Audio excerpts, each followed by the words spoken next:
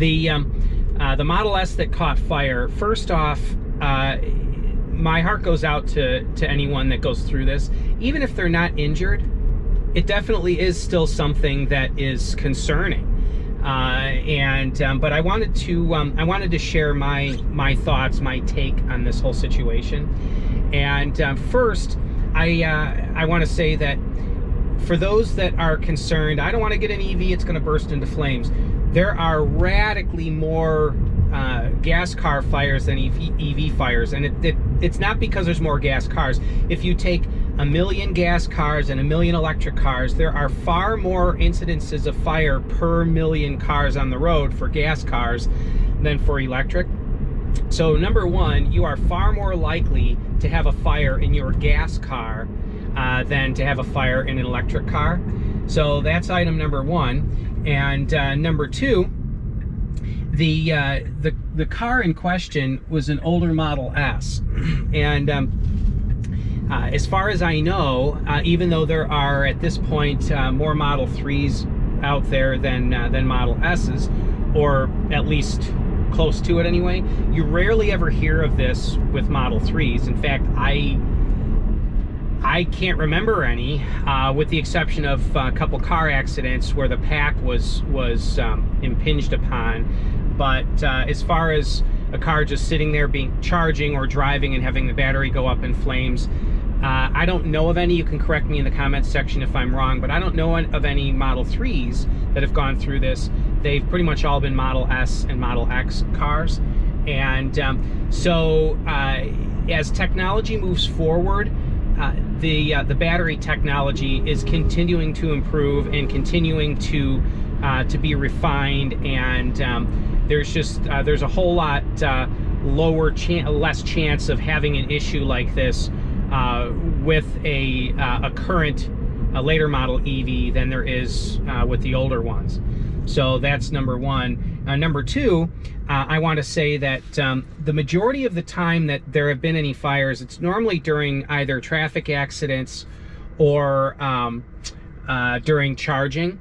And it's not that you need to be scared if your car's charging, but when a vehicle is dormant or driving, the battery pack is either sitting at rest or has a slight drain on it, and there's less chance of having a fire then versus a battery that is being charged, especially if it's being fast charged.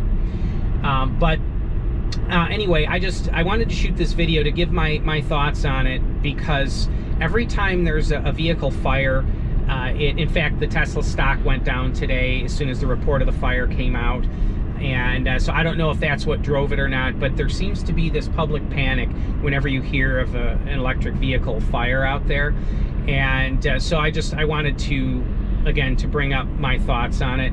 One other thing I want to say is that with most electric cars, and I know Teslas in particular, when you have a battery fire, typically the pack is more vulnerable under the car than it is inside the cabin. And what I mean by that is if cells are going to begin exploding individually, that's going to occur typically under the car and blow out from the sides of the car.